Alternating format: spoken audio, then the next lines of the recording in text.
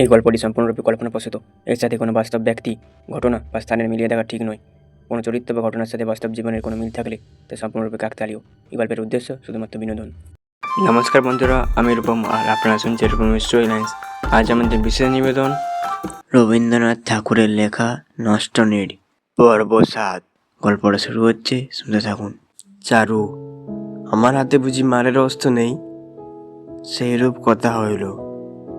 দুজন সম্পাদক, দুজন লেখক এবং দুজন পাঠককে মিলিয়া কমিটি বসিল। অমল কহিল, কাগজের নাম দেয়া যাক চারু পাঠ। চারু কহিল, না, এর নাম অমলা। এই নূতন বন্দোবস্তে চারু মাঝে কয়েকদিন দুঃখ বিরক্তি ভুলিয়া গেল। তাহাদের মাসিক পত্রটিতে তো মন্দার প্রবেশ করিবার কোনো পথ নাই এবং বাহিরের লোকের প্রবেশের দ্বার রুদ্ধ। ভূপতি একদিন আসিয়া কহিল, চারু, তুমি যে লেখিকা হয়ে উঠবে, পূর্বে এমন তো কোনো কথা ছিল না। চারু চমকিয়া লাল হইয়া উঠিয়া কহিল, আমি লেখিকা? কে বলল তোমাকে? কখনো না। ভূপতি, বামাল শুদ্ধ গ্রেপ্তার, প্রমাণ হাতে, বলিয়া ভূপতি একখণ্ড সরলহু বাহির করিল। চারু দেখিল যে সকল লেখা সে তাহাদের গুপ্ত সম্পত্তি মনে করিয়া নিজেদের হস্তলিখিত মাসিক পত্রে সঞ্চয় করিয়া রাখিতেছিল, তাহাই লেখিকার নাম শুদ্ধ সরলরূপে প্রকাশ হয়েছে। কে যেন তাহার খাঁচার বড় স্বাদের পোষা পাখিগুলিকে দ্বার খুলিয়া উড়াইয়া দিয়েছে, এমনি তাহার মনে হইল। ভূপতি নিকটে ধরা পড়িবার লজ্জা ভুলিয়া গিয়া বিশ্বাসঘাতী অমলের উপর তাহার মনে মনে অত্যন্ত রাগ হইতে লাগিল। আর এইটা দেখো দেখি, বলিয়া বিশ্ববন্ধু খবরের কাগজ খুলিয়া ভূপতি চারুর সম্মুখে ধরিল। তাহাতে হাল বাংলার লেখার ঢং বলিয়া একটা প্রবন্ধ বাহির হইয়াছে। চারু হাত দিয়া ঠেলিয়া দিয়া কহিল, এ পড়ে আমি কি করব? তখন অমলের ওপর অভিমানে আর কোনো দিকে এসে মন দিতে পারছিল না। ভূপতি জোর করিয়া কহিল, একবার পড়েই দেখো না। চারু অগত্যার চোখ বুলাইয়া গেল। আধুনিক কোনো লেখক শ্রেণীর ভাবাড়ম্বরের পূর্ণ গদ্য লেখাকে গালি দিয়া লেখক খুব কড়া প্রবন্ধ লিখিয়াছে। তাহার মধ্যে অমল এবং মনত্ব দত্তের লেখার ধারাকে সমালোচক তীব্র উপহাস করিয়াছে এবং তাহারই সঙ্গে তুলনা করিয়া নবীনা লেখিকা শ্রীমতী চারুবালার ভাষার অকৃত্রিম সরলতা, অনায়াস সরসতা এবং চিত্তরচনা নৈপুণ্যের বহুল প্রশংসা করিয়াছে। লিখিয়াছে, এইরূপ রচনা প্রণালীর অনুকরণ করিয়া সফলতা লাভ করিলে তবেই অমল কোম্পানির নিস্তার, নচেৎ তাহারা সম্পূর্ণ ফেল করিবে, ইহাতে কোনো সন্দেহ নাই। ভূপতি হাসিয়া কহিল, একেই বলে গরুমারা বিদ্যে। চারু তাহার লেখার এই প্রথম প্রশংসায় একবার খুশি হইতে গিয়া তৎক্ষণাৎ পীড়িত হতে লাগিল। তাহার মন যেন কোনো মতেই খুশি হইতে চাহিল না। প্রশংসার লোভনীয় সুধাপাত্র মুখের কাছে পর্যন্ত আসিতেই ঠেলিয়া ফেলিয়া দিতে লাগিল। সে বুঝতে পারিল তাহার লেখা কাগজে ছাপাইয়া অমল হঠাৎ তাহাকে বিস্মৃত করিয়া দিবার সংকল্প করিয়াছিল। অবশেষে ছাপা হইলে পর স্থির করিয়াছিল যে কোনো একটা কাগজে প্রশংসা সম্পূর্ণ সমালোচনা বাহির হইলে দুইটা একসঙ্গে দেখাইয়া চারুর রোষ শান্তি ও উৎসাহ বিধান করিবে। যখন প্রশংসা বাহির হইল তখন অমল কেন আগ্রহের সহিত তাহাকে দেখাইতে আসিল না? এই সমালোচনায় অমল আঘাত পাইয়াছে এবং চারুকে দেখাইতে চাহে না বলিয়াই এই কাগজগুলি সে একেবারে গোপন করিয়া গেছে। চারু আরামের জন্য অতি নিভৃতে যে একটি ক্ষুদ্র সাহিত্যনীড় রচনা করিতেছিল, হঠাৎ প্রশংসা শিলাবৃষ্টির একটা বড় রকমের শিলা আসিয়া সেটাকে একেবারে স্খলিত করিবার জো করিল। চারুর ইহা একেবারে ভালো লাগে না। ভূপতি চলিয়া গেল। চারু তাহার শোবার ঘরের খাটে চুপ করিয়া বসিয়া রহিল। সম্মুখে সরলহু এবং বিশ্ববন্ধু খোলা পড়িয়া আছে।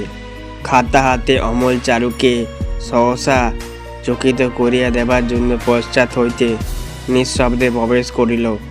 কাছে আসিয়া দেখিল বিশ্ববন্ধু সমালোচনা খুলিয়া চারু নিমগ্ন চিত্রে বসিয়া আছে। পুনরায় নিঃশব্দে পদে অমল বাহির হইয়া গেল। আমাকে গালি দিয়া চারুর লেখাকে প্রশংসা করিয়াছে বলিয়া আনন্দে চারুর আর চৈতন্য নাই। মুহূর্তের মধ্যে তাহার চিত্ত যেন তিক্তস্বাদ হইয়া উঠিল। চারু যে মূর্খের সমালোচনা পড়িয়া নিজেকে আপন গুরুর চেয়ে মস্ত মনে করিয়াছে, ইহা নিশ্চয় স্থির করিয়া অমল চারুর ওপর ভারী রাগ করিল। চারুর উচিত ছিল কাগজখানা টুকরো টুকরো করিয়া ছিঁড়িয়া আগুনে ছাই করিয়া পুড়িয়া ফেলা। চারুর ওপর রাগ করিয়া অমল মন্দার ঘরের দ্বারে দাঁড়াইয়া সশব্দে ডাকিল, মন্দা বৌঠান, মন্দা, এসো ভাই, এসো। না চাইতেই যে দেখা পেলুম, আজকে আমার ভাগ্যে। অমল, আমার নতুন লেখা দু একটা শোনাবো? মন্দা, কতদিন থেকে শোনাবো করে আশা দিয়ে রেখেছো, কিন্তু শোনাচ্ছ না তো। কাজ নেই ভাই, আবার কে কোন দিক থেকে রাগ করে বসলে তুমি বিপদে পড়বে। আমার কি? অমল কিছু তীব্র স্বরে কহিল, রাগ করবেন কে? কেন এবার রাগ করবেন? আচ্ছা, সে দেখা যাবে, তুমি এখন শোনো তো। মন্দা যেন অত্যন্ত আগ্রহে তাড়াতাড়ি সংযত হইয়া বসিল। অমল সুর করিয়া সমারোহের সহিত পড়িতে আরম্ভ করিল। অমলের লেখা মন্দার পক্ষে নিতান্তই বিদেশি। তাহার মধ্যে কোথাও সে কোনো কিনারা দেখতে পায় নাই। সেই জন্য সমস্ত মুখে আনন্দের হাসি। অতিরিক্ত ব্যগ্রতার ভাবে সে শুনিতে লাগল। উৎসাহে অমলের কণ্ঠ উত্তরোত্তর উচ্চ হইয়া উঠিল। সে পড়িতেছিল, অভিমন্যু যেমন গর্ভবাসকালে বুহ প্রবেশ করিতে শিখিয়াছিল, বুহ হইতে নির্গমন শিখে নাই। নদীর স্রোত সেইরূপ গিরিধারীর পাষাণ জঠরের মধ্যে থাকিয়া কেবল সম্মুখেই চলিতে শিখিয়াছিল, পশ্চাতে ফিরিতে শিখে নাই। হাই নদীর স্রোত, হাই যৌবন, হাই কাল, হাই সংসার, তোমরা কেবল সম্মুখেই চলিতে পারো। সে পথে সেটির স্বর্ণমণ্ডিত উপকূল খণ্ড ছাড়িয়া আসো, সে পথে আর কোনোদিন ফিরাইয়া যাও না। মানুষের মনই কেবল পশ্চাতের দিকে চায়, অত্যন্ত জগৎ সংসার সেদিকে ফিরিয়াও তাকায় না।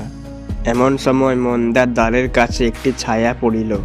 সে ছায়া মন্দা দেখিতে পাইল, কিন্তু দেখে নাই। এইরূপ ভান করিয়া অনিমিষ দৃষ্টিতে অমলের মুখের দিকে চাহিয়া নিবিড় মনোযোগের সহিত পড়া শুনিতে লাগিল। ছায়া তৎক্ষণাৎ সরিয়া গেল। চারু অপেক্ষা করিয়াছিল অমল আসিলেই তাহার সম্মুখে বিশ্ববন্ধু কাগজটিকে যথোচিত লাঞ্ছিত করিবে এবং প্রশংসা ভঙ্গ করিয়া তাহাদের লেখা মাসিক পত্রে বাহির করিয়াছে বলিয়া অমলকে ভর্ৎসনা করিবে। অমলের আসিবার সময় উত্তীর্ণ হইয়া গেল, তবু তাহার দেখা নাই।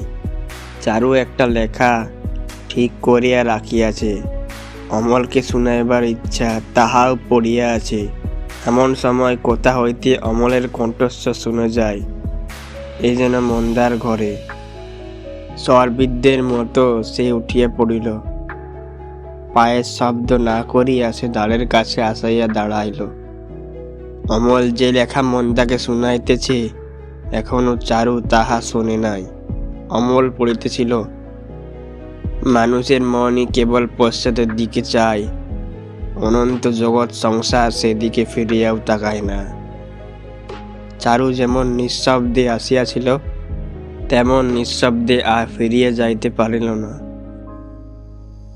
আজ পরে পরে দুই তিনটা আঘাত তাহাকে একেবারে ধৈর্যচ্যুত করিয়া দিল। বন্ধুরা, গল্প এখানেই শেষ নয়, গল্পের আরো পর্ব আসতে থাকবে, তোমরা শুনতে থাকো। বন্ধুরা, শেষ হলো আজকের গল্প। গল্পটা আপনাদের কেমন লাগলো অবশ্যই কমেন্টে জানাবেন। যদি ভালো লাগে অবশ্যই ভিডিওটা লাইক করবেন আর আমাদের চ্যানেলে নতুন না থাকলে অবশ্যই চ্যানেলটা সাবস্ক্রাইব করে রাখবেন এরকম আরও নতুন নতুন গল্প শোনার জন্য। আজকের মতো এখানেই রাখছি, পরের দিন দেখা যাচ্ছে একটা ধামাকাদার নতুন গল্পের সাথে। ততক্ষণের জন্য সবাই সুস্থ থাকবেন, ভালো থাকবেন, আর অবশ্যই রূপমের স্টোরি লাইন শুনতে থাকুন। ধন্যবাদ।